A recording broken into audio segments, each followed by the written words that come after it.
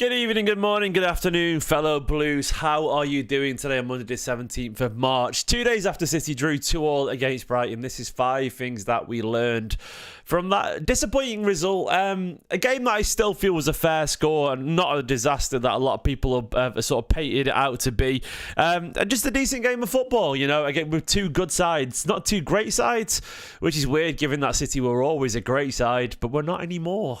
And that was my main realization and take from this. But there are 5 things that I want to talk about in a little bit more detail. There will be a video after this over on bigup.com where I'll go through the tactics a little bit more from that Brighton game. We'll look at the highlights. I can actually play the highlights and basically go through all the moments and talk about what we did wrong and what we did right against Brighton. Basically, I pinned it in the comments there, and it's also in the top in the description as well. So join me after the game, immediately after this, for a live video where we go through all the highlights of the game. The actual highlights, like Monday Night Football, with me, basically, afterwards, and it should be an awful lot of fun. So I'll get started anyway. I'm going to get started on the first point. After I say, please give the video a like and subscribe if you are new to the channel. The first thing I wanted to talk about was a positive one. I thought it was a good time to talk about Omar Marmoush because it's going to be a reasonably, not negative video as such, but one where we dive into the weeds a little bit of that game. And I think it's good to start on a positive. Probably the main positive from the game was Omar Marmoush, of course, signed for 60-odd million quid from the Bundesliga. He's been electric over there, scoring a whole bunch of goals. And there was definitely question marks, you know, around how he would adapt to this league and all that kind of stuff. And I think he's already given enough answers to show that this guy has what it takes to play at the highest level. You know, he can clearly handle the Premier League. He clearly can take that confidence that he earned in the Bundesliga, being one of the best finishers over there, pretty much only second to Harry Kane, I think, in terms of goals at the time. I don't know if that's a fact, but it felt like he was. Someone will correct me on that. It's irrelevant anyway. He was up there at the top. And he's scored 4 goals for Manchester City now. I think he's got about 4 in 8 or 9 games or something like that. Let me check Omarmoush's stats. It's something like that. But either way, it's very obvious. Yeah, he's got 4 goals in 7 games in the Premier League so far, which is really nice, you know. Obviously, there's been a couple of performances in other competitions, but it's very obvious to me that Omar Marmoush is more than capable of playing for Manchester City. And what I really liked about, you know, his role was just how involved he was and how adept he was at being involved, you know. He was clearly very, very comfortable very comfortable in blue and in his own skin at Manchester City. I liked how willing he was to get involved and sort of build up play and create chances for others. Of course, he was involved in everything good that we did as well. Of course, he scored a wonderful goal, a very Aguero-esque strike from long range. It really did remind me of a young Sergio Aguero, actually, that. A brilliant finish from far, and that's the kind of magic that great sides and great players can produce out of nowhere, and he's obviously got that in spades. He won the penalty too. A lovely little bit of skill to commit the defender, cut inside. He probably would have scored as well, the chance, because he's a really good finisher, as we can already tell. But he won the penalty. But it wasn't just that. It was his link-up play with other people. He created a couple of chances for Savinho, which were really nice footwork. He's positive. He's 2-footed. He moves in with the ball really well. He keeps it really well. Good work rate, good pace, good driving, good spatial awareness. Yeah, I think Marmoush is very much set to be a star. I've got no doubt that, you know, presuming the team grows around him, he has all the tools capable to be an absolute success at Manchester City Football Club. How good he gets is clearly dependent on the service that he gets and those around him. Because it doesn't matter how good you are, you do need a fully functioning good side. And if City don't, you know, give him the tools to complement him, we won't get where we need to be. But I think it's very obvious anyway that Marmoush is a quality footballer. Look, it is exciting to get a guy of that talent. But when they show the talent, scoring a hat-trick and scoring that goal, the finishes of his so far have been real high quality. Very opportunistic finishes of elite quality. You know, the guy can strike a ball, the guy can finish, and the guy is brilliant. He's going to be a superstar, so that is one positive. And I've been very impressed so far with the signings that have come in. Can't wait to see how they continue to develop. this is not really something that we learned as such, but I think it was something that was highlighted. Now, this isn't necessarily me even criticising these players in terms of their overall longevity at Manchester City. I'm very aware that they're both young. Doku 22, Savinho 20. Both got different levels of experience. Doku's an old 22, actually, because he's been playing football since 2018. He's got over 200 career appearances in several seasons at a few different teams. So Doku isn't really a kid as such. He's young, but he's not a kid, you would say. Whereas Savinho, a few seasons here, but he's definitely still very much on the up. And they're both very much pretty new to true elite level football, if that makes sense, Well, Savinho isn't. He played in La Liga, of course, but he's new to, the Premier League. Doku's second season there. But I think that it's fair to say you can point out this point without also thinking these players are frauds. I don't think they are frauds, but I do think right now we are lacking end product from our wingers. The Doku debate is an interesting one, and I've been very much entrenched in that. I actually don't fully blame Jeremy Doku for the lack of end product and the lack of goals. I think there is an argument going around that if he had overlapping fullbacks, if people could keep up with him and so on and actually get involved and make movement in the area, he might just have a few more assists. I agree with that. I think he needs to be a bit more aggressive in getting his shots off personally, but then the movement around him is still pretty lethargic, if I'm being honest. But I guess the overall point is that we're leaning heavily on our wingers to create things at the moment and score goals, but they're not really capable of doing it right now, which is a bit of an issue that we've got. Savinho is a great creator, but what I like about Savinho is very best is he dribbles people with intensity, but I don't think that's what we need aggressively. I think we need goals out wide right now. We need moments of magic. Marmoush shows that quality. Haaland obviously has a bit of a killer instinct. Foden had it last season. Rodri's got a bit of that. De Bruyne had it, but we're not missing so many of those tools right now. So I am not fully blaming Doku Savinho. I'm just pointing out it's a current weakness of Manchester City that we need killers. I think Savinho will get better, but his finishing was abject against Brighton. It really was. I actually have noticed the trend when you go back and look at Savinho highlights. He's very much a better finisher from one side of the pitch. He's so much better on the left when he strikes through the ball as opposed to when he tries to open his body and place it in the far corner. When he gets through on the right, he just essentially always places it through to the goalkeeper. Now, I'm sure they're doing this because, I sort of don't want to, presume the coaches are idiots. I'm sure they're working on his finishing. I'm sure they are. But you do want to see him just be put through in that position time and time again and just aim for the far corner. Practice that 500 times in a row. I'm sure he actually has. That's the mad thing, but it's very much easier to do at the training ground compared to doing it on in a match. But you can't deny that he's not a good finisher when he's trying to open his body up. Whereas you look at Mahrez on that side, he'd always hit the far corner or he'd put it in the top corner instead. Doku, I don't think he's ever going to be a 20-goal season player, but I do subscribe to the idea that, he would be better with better players around him. And I do love his relentlessness and his aggression. And I love both of those. They're both such honest wingers, if that makes sense. They need to work harder, by the way, going backwards. I don't think they're naturals at that. But I think their attitude getting forwards is genuinely really good. But they are not right now, whatever, they're not elite players yet. They're still very much in the potential bracket. As much as, I do think there are issues in terms of support for these players.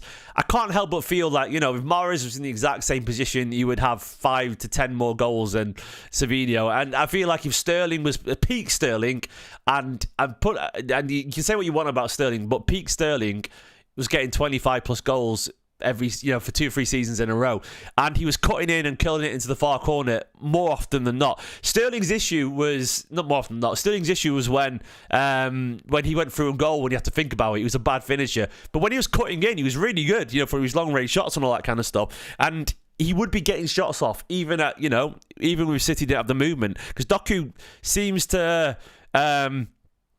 He dribbles really well, but he doesn't create himself chances with it, if that makes sense. And I want to see him be a little bit better at that. But my point is not to dig these two players out. It's to point out that right now, and I don't just include these two, I include Jack Grealish as well, we don't really have much outside, which is disappointing. Let me just reply to the wife there. Just replying to her now. This is a voice note for Nicola. Sorry, I'm still live. Sorry about that for another 15-20 minutes or so. That was to my wife because she was asking for help to walk back up the hill near our house. Ignore that. The third thing I want to talk about is that I think Ortega is not really number one level. I actually really like Stefan Ortega, but I think this is the topic of conversation because of the Ederson situation. There's a lot of rumours that Ederson, last season wanted to move, and I still think there is some validity in that. I think Ederson has had a really up and down season. One moment brilliant, one moment looks like he's not in it at all. Ederson, it doesn't seem to be sparkling right now. And I really like Ortega. I think he's been brilliant. But I've been really disappointed this season by Ortega's inability to step up when he's had the chances. Ortega at times looked cracking for the past year or so as a backup keeper for Manchester City. But when he stepped in, he looked brilliant. I thought this guy actually could potentially compete as a number one. But I think we've seen probably why he's not been playing for a Champions League club, so far, despite his age. He just doesn't look quite as confident this season when he's had his chance to replace Ederson, and I did feel he was a bit shaky in this game too. Like he has to do better with that free kick. He sort of just doesn't really react to it at all. And given the fact that he was, known for being an elite shot stopper, I feel like his shot stopping has dipped a little bit this season. There's been a few times where I've gone, what's he doing there? We've looked a little bit lifeless, and we know his feet aren't quite as good as Ederson's, which dips us. So I think ultimately Ortega, I'm not really sure he quite has the balls to step up to be our number one. No, he does. That's not harsh. Maybe he just doesn't quite have. He just doesn't feel right, And I feel like ultimately, I feel like, I think Danny's right. Actually, I think he now knows he's never going to be number one. I think that's true. I'm more than happy as Ederson number one if he wants to be here, but I don't feel that's going to be the case. And I do think Ortega has that feeling of just not really. I think he knows. I think he senses that he's not going to be on number one. And I think we've got a keeper issue there because I think Ederson wants to move. And I don't think he quite is ready to step into the shoes of Ederson as number one. He feels like a really, really, really good backup keeper. But I'm not sure he's Manchester City's future number one. And you can argue about the validity of the free kick, but I don't know. I don't agree that he reacts well to that at all. And it's not been the first one this season. There's been a few where he's just sort of looked a bit static. And I don't think his passing has been quite up to scratch this season either, unfortunately. He'd have to be brilliant to step up, and I don't think he's done enough, personally. The fourth thing I want to talk about is that I think City are currently caught a little bit between styles. Now, I will talk about this live on bigup.com in about 5 minutes from now. The link's in the description. It's in the pinned comment. I'll go live and talk about City's styles. But I do think we're sort of caught between styles in how some of the players want to play and how Guardiola wants to play. The amount of times City break really quickly, be it through Savinho, be it through Doku, and we get really forward really well. But then there's no one in the area because our midfielders just cannot keep up. We want to play a possession style while also having players who want to break on the transition very aggressively. We're very much caught between two worlds here. Doku, Haaland, Marmoush, Savinho. These are aggressive transition-based players who want to get forward, who want to create chances. It's one of those things that they basically they love doing that. But then we've got midfielders in a team that do not know that they want to keep the ball and want to slow things down. We are very much caught between worlds, and I feel like currently this transition winger-based thing is Guardiola sort of leaning into the things, something that the players can do best. But I don't really think Guardiola wants it as such. It's obvious that to me. It's obvious to me that Guardiola wants to get the players to keep the ball and slow things down aggressively, like when we had the treble side. But these players just don't know how to do that. And I think there's a bit of a paradox there, and you can really feel the difference between the playing styles. And I think it's something that we're going to have to address. We're neither an aggressive transition side with all the tools, or are we a possession side? We're somewhere in between the two, and I think it creates a bit of disconnect in the squad. And I think you have the transition wingers, but when they get up there, and there's no one, like our midfielders can't crash the box right now. They're not getting there. Gundogan doesn't have the energy to get there anymore, and that to me is a bit of an issue. I think it's a bit of an issue, and hopefully we find a way to rectify it. And the final thing I want to talk about is I still think it's very obvious that there's a lack of central quality there. I love Gundogan, but he's clearly not, he's clearly nowhere near his best anymore. I actually felt they handled Brighton reasonably well, given that, Brighton have a such more physical midfield. I don't think either Nico Gonzalez or Gundogan did that much wrong. And I also think Marmoush, who played centrally, did well. But I think the real quality issues come down to composure. Like, let me just double check. But I remember the half-time stats, and let me just look at the stats right now for the individuals. I'm just going on SofaScore. 1 second. But when you considered that, if you looked at Rodri in a game, Rodri would have 120 passes and complete 115 pretty much in every single game. And then the midfield alongside him would have 70-odd. Nico Gonzalez had 62 passes in that game the other day, and Gundogan had 42. They had about 100 passes attempted between them. That is Rodri's overall number of passes in a usual game. There's a real lack of composure and quality in the middle right now, which definitely once again contradicts how Guardiola wants us to play. I think this is pretty much the best we can do right now too. I really think it is. I think Gundogan works nicely alongside Nico Gonzalez, and I think Marmoush did quite well as a number 10. But I think in a dream world, Rodri's there, and we have a number 10 that isn't a second striker. We have a David Silva or Gundogan at his very best, or Kevin De Bruyne. Essentially, I think we're sort of lacking quality in the middle, and I think it's an area that we have to address. Rodri returning will help that, of course. As much as I like Marmoush centrally, I still think a Florian Wirtz type would be way more suitable. Someone who's a natural there. Someone who doesn't want to make the runs in behind, but wants to get on the ball and slow things down. Like, I would love to see an injection of quality in the middle, because I just don't think we're fully fit for purpose right now as a Manchester City side. It's a shame. It's a real shame, because I think Guardiola wants to play a certain way. I don't really buy into the idea, by the way, that everyone goes on about. By the way, I checked the stats on SofaScore, mate. I'll show you where I'm checking in right now. SofaScore shows you the amount of passes. Here we go. I'll show you over here. Where is it? Oops. I clicked the wrong tab there. Hang on. I'm showing you on there so you can see the stats here. So you click on Nico Gonzalez, there's your stats. Yeah, I don't really buy into the idea that Guardiola's tactics are dated or anything like that. It's entirely a quality thing. If Rodri plays this season, by the way, and De Bruyne is just plays regularly and is 80% of the best as opposed to 50% of the best, I still think City win the league. You might laugh at that, and I know we've got old player issues, but I think certain levels of quality can prop everyone else up. You get more fortune when you're winning, blah, blah, blah, etc. I genuinely believe if Rodri was available, playing to his best, I presume Foden would be better, and if De Bruyne was a little bit better than he is this season, I think we would win the league. So I think it really is a central quality issue. So I do feel this is something that holds us back a little bit right now. There's a lack of quality in the centre. So there were the 5 things anyway that I wanted to talk about. Like, firstly, again, I think Marmoush is going to be brilliant. He's such a cracking footballer. He clearly has the mental capacity. He clearly has the talent. He's a wonderful footballer. Loads of quality, and he's aggressive, and he can strike a ball and he can score. He's the exact kind of signing I think we should be looking forward to make, but I do feel he can't do it all on his own. And I think our wingers right now, and it could be because they're young and the squad makeup isn't quite right, but I do think we're lacking products out wide, and maybe I'm just pining for the past here, but if we are going to give the ball to our wingers and let them do the thing, which seems to be our tactic, we're going to have to find a way for them to score, or help them score, help them create more, or be patient, because they're clearly not the finished product yet, and there are clearly issues there that we have to work on, because I like the pair of them, but they lack on product right now. As a fact.